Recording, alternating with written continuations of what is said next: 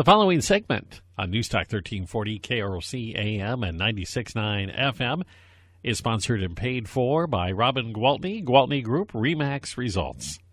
Good morning, Robin. Good morning. Wonderful to see you again. Always good to see you. We've been talking about real estate for the past few weeks, and I realized we have not spent a whole lot of time talking about you specifically and how you got into real estate. Sure, I would love to tell you about that. Well, let's start from the beginning. I don't imagine that you were always a realtor. I was not. I had dreamed of being a realtor as a kid? I don't think so. Okay. I actually had a prior career. I worked at Mayo Clinic for 20 years before getting into real estate. And to be really honest with you, it was not part of my plan. It just sort of happened.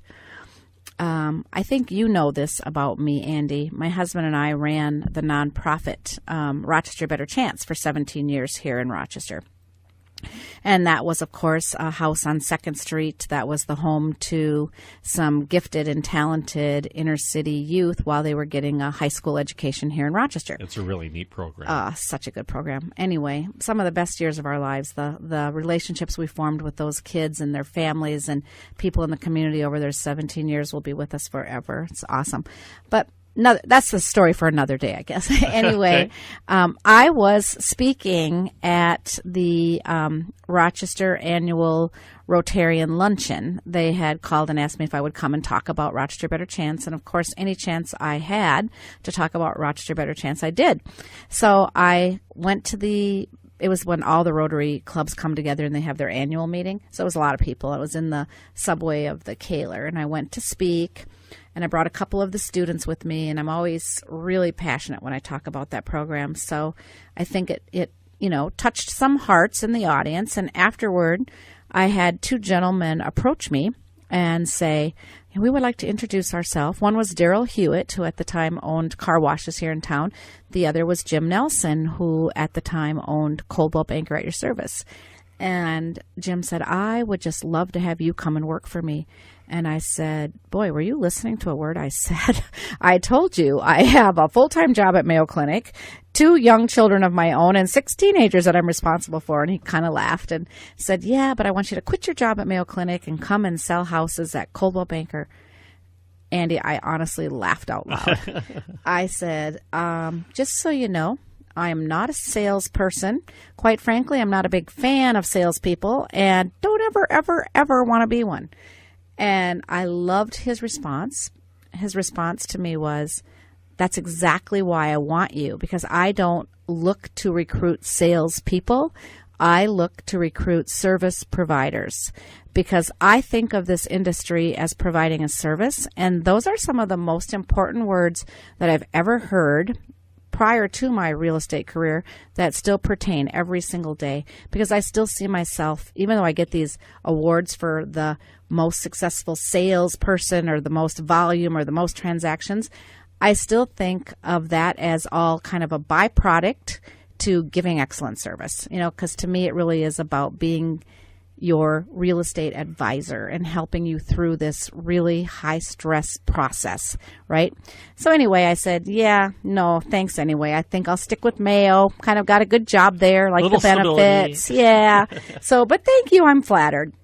So at the time, because this was 20 years ago, we had like paper newsletters that people could sign up and get on our mailing list, right? And so he did, and I guess this does kind of date it. The first newsletter he received said that our VCR had broke down and we needed a new one. So he got the newsletter. I swear to you, the same day he comes knocking on the door, and here he is with this VCR in hand, and he said, I got your newsletter. I see you needed a VCR, and I went and bought you one. I said, that is so awesome, but I am still not going to come and work for you.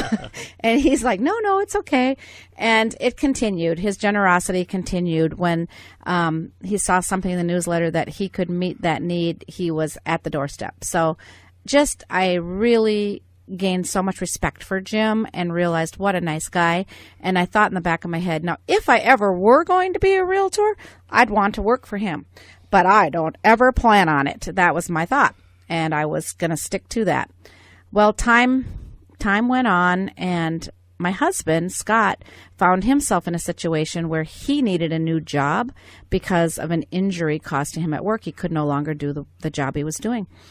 And the same day that he told me that the doctor gave him horrible news and he couldn't go back to work, I had gotten another letter from Jim Nelson saying, I'd love to have you come work for me.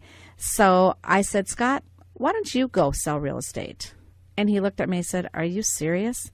I'm kind of shy and quiet, and I don't really see myself doing that. I'm like, exactly. You'll be a refreshing change. You won't be breathing down someone's neck. You won't be pushing them to buy anything. You're nice, you're intelligent, and you're trustworthy. I think people would like it. Now you're selling. Yeah, sure enough, a year and a half later, I joined him. But it's been great. Wow.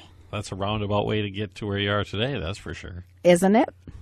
So anyway, at that time, of course, we worked at Coldwell Banker. I joined him in 2000. So this is year 19 for me. He had been in it, I think, since 98. But anyway, found the dream job. I mean, I would have never imagined. I've always said my dream job would be Oprah's job. But, you know, if I can't have that, I feel like this is a close second. It's just been a perfect fit. And I feel every day like I'm not working. So you went from obviously taking care of patients and dealing with, immediate direct health issues, helping these inner city kids find their way through a Midwestern community and success for whatever the future holds for them. And then you found this to be the dream job. Well, and the same, I always tell people that having all those kids, so I had 2 of my own. Well, yeah, we had 2 of my own and 6 more. So I always say that having teenagers too. Yeah, having those 8 kids at a time and juggling a full-time job was literally the best training I could have ever had for real estate because it makes me, ready to take on whatever's coming at me. So what is it? I can understand why it would be fulfilling to, deal with the crises of all these teenagers and their backgrounds and everything else. Well, what do you find fulfilling about real estate? Well, first of all, I just want to set you straight a little bit about those teenagers because these teenagers were gifted, talented kids who came here basically for a scholarship to high school. And they really were never in trouble. They had loving homes that they came from. They just didn't have the financial means to get out of the inner city and get into a good school. Well, I'm just thinking of being away from home. Oh, yeah. That was difficult. But they adjusted fast, and they formed brotherhood within the house, I guess I'm very passionate about people. I love people. So I loved that when I worked at St. Mary's for 20 years. I loved the relationships that I had, not only with the patients, but with my coworkers and all the people that I met.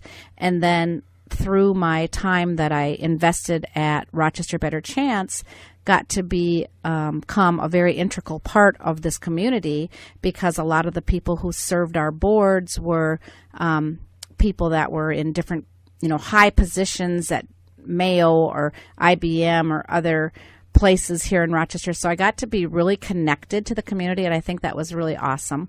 And I think it just made me realize how much I was made to work with people. I just like to build relationships. And real estate is very much a people business. It's all about relationships. The most important purchase you're probably going to make in your entire life is going to be that house. And you better like it, right? And I feel like if you're doing it with somebody that you know and trust, it's just so much easier because, when you're making a huge investment, biggest investment you're going to probably make in your lifetime, it's nice to be guided by somebody that you feel like you have a relationship with. And I like the term guide. Let's talk more about that, how you guide different types of personalities and people with different types of needs through this process. Okay, we'll talk about that after the break with Robin Gwaltney, Gwaltney Group, RE/MAX Results on News Talk 1340, KROC-AM and 96.9 FM. Welcome back. I'm Andy Brownell on News Talk 1340, KROC-AM and 96.9 FM. I'm with Robin Gwaltney, Gwaltney Group, RE/MAX Results, and we've been talking this morning about how Robin got to be a realtor and selling homes in the Rochester area. And We kind of talked about the idea of being a guide, Robin, as we ended the last segment before the break. Maybe you can elaborate on that, or Sure. Again, I've always, since the beginning of this career, have thought of myself as a service provider and not a salesperson. And that is the way I see it. That's the way I teach my team to think in those terms. And it seems confusing because, sure, we're selling houses, but it's not like I go up to somebody on the street and say, hey, good day to sell a house, good day to buy a house. What do you think? Let's go looking.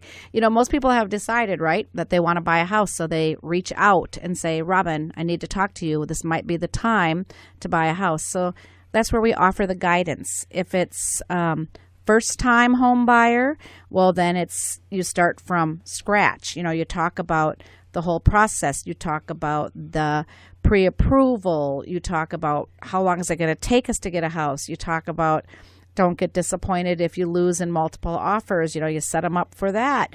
You talk about once we do get a house and we do get an offer accepted, we'll go through the inspection like we talked about last week. You'll go through the appraisal because the bank wants to make sure you're not borrowing more than the house is worth. So it's like a safety net, I always say, and then we'll go through the formal closing and handing them over the key and then let the fun begin, right? Home ownership. Hopefully, yeah. Home ownership. So I also like to talk about just because we've closed here today doesn't mean we're done. We have formed a friendship. We have built a relationship. So when any question comes up about your house, pick up the phone and call me, send me a text. Silly questions like, hey, Robin, what am I supposed to do about all the leaves in the gutters? I mean, people don't know that you have to get up on a ladder. Sometimes if it's their first time owning a home and get those out of there because otherwise, what's going to happen. Oh, yeah. The gutters aren't going to work properly. So I always say there's never a dumb question. Always reach out. I like to send out little emails at certain times of the year, like to all of my clients that bought homes that year saying, it's that time of the year. Make sure your garden hose has been removed from the side of your house because you don't want that to freeze. Or, make sure that your damper has been changed to winter on your furnace. I just like to try to help and guide. You should have been there for me that our first winter. I'm sorry. Because I did leave the hose hooked up. Oh, no. Did you really? Yeah. Because you didn't know, right? I didn't. No. Right. I mean, and that's the thing. People assume that everybody knows these things, but they don't. And I mean, I even send that email to people who haven't just bought their first house, but they bought a house this year. Just a friendly reminder and a way to stay in touch, right?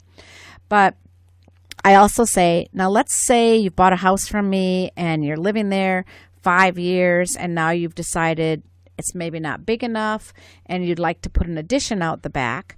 Before you do that, just have me over and let's talk about it. Let's talk about what the cost of that addition is going to be. Let's talk about whether or not your neighborhood is now going to support the new value of your home, or is it going to make, are you going to get that money back when you sell it? All those important things. Does it make sense? Yeah. And then does it make sense to do it? Or is it a better time to maybe think about just listing that house and moving up to a bigger one? So it's a process. And I like to I tell people, I'd like to be your realtor for life. I mean, seriously, whether you're going to buy another house or if this is the house you're going to stay in for the next 30 years, when it's time for you to have a question about your house, do not hesitate to call me. I have clients call and say, who do you recommend for a painter? Who do you recommend to change our carpet? Who do you recommend to? And I'm happy to take those calls. And I have a lot of resources because this is my industry. This is what I do every day, all week long, all year long. It's amazing when you say that your previous career, you're tapping into all that for this as well. You talk about all the contacts you have throughout this whole community, the Rochester area. You are like an encyclopedia for all this sort of thing. I love this community. I feel like we're so fortunate to live here. I mean, there's so many good people in one place. And I really love when I'm working with new buyers who are coming here from out of town. I get so excited about telling them what's in store for them in Rochester.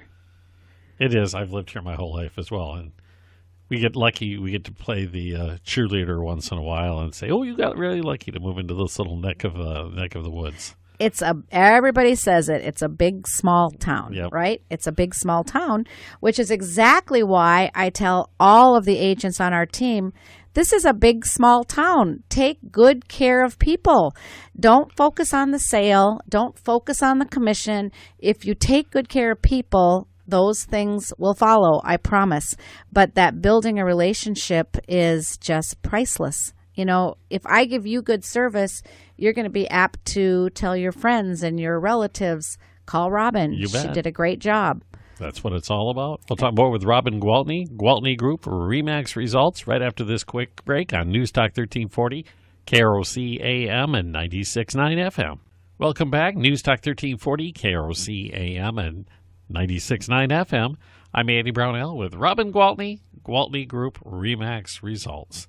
Robin, you've chosen, I guess, real estate as your career for many, many years. Is this going to be it? Do you have another dream job on the horizon? Oh, no. Well, not unless I get Oprah's job. But other than that, this is it, baby. I like it. No, truthfully, I cannot imagine. I could have never imagined. I thanked Jim Nelson many times over the year. As I told you, he was with Coldwell Banker at your service. He was the franchise owner of that business, which is no longer in town. It's been sold. And we moved to RE/MAX 5 years ago, and I was so nervous about leaving because, honestly, I was Coldwell Banker, so faithful and loyal and loved that brokerage and did the day I left. I mean, I cried when I left, but I had a great opportunity to join RE/MAX results because, the Rochester RE/MAX had been sold to John Colopy, who is, just a phenomenal broker known across the world. He's one of the most successful real estate franchisees in the whole world. So, Wow. I mean, very, very fortunate to work for John and for RE/MAX results and all the wonderful women who are running that company now. But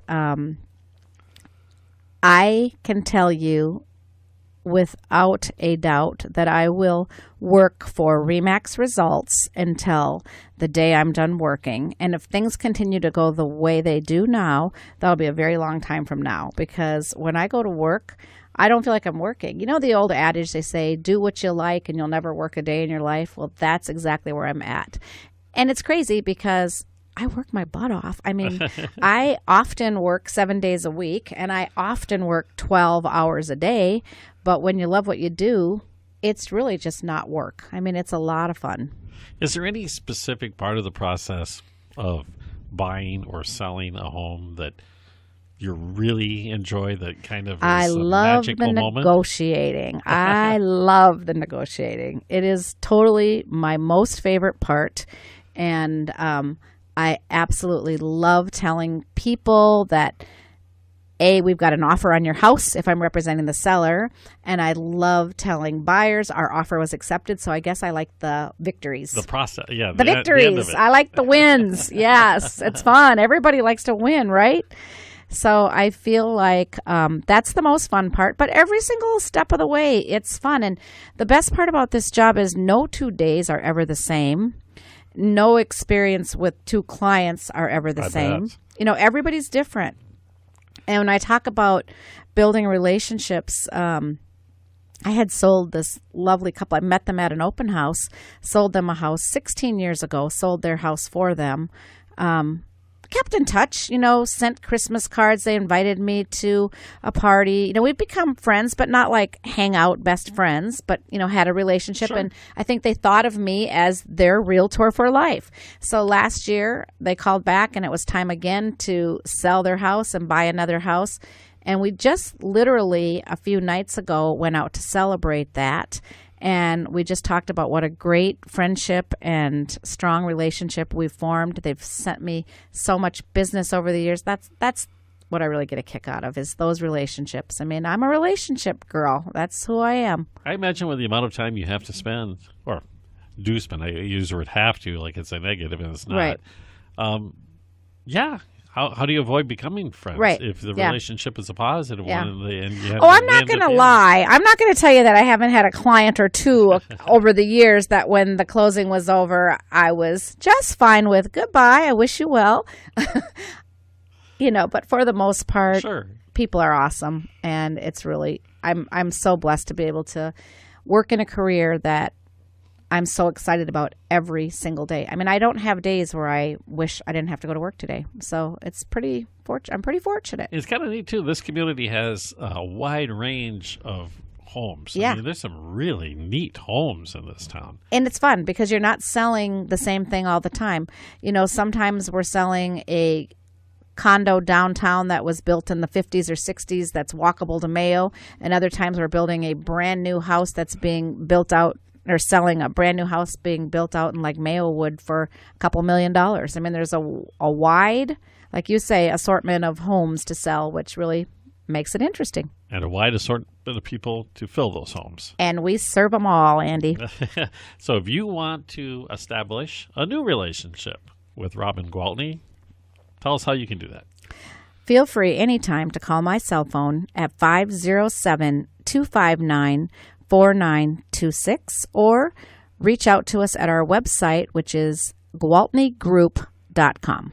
And if you missed any part of this program, remember it's available at KROCnews.com under our local blogs. And you can go back and listen to the previous episodes as well. And we'll be back next Saturday, same time, Saturday morning with Robin Gwaltney, Gwaltney Group, RE/MAX Results on News Talk 1340, KROC-AM and 96.9 FM.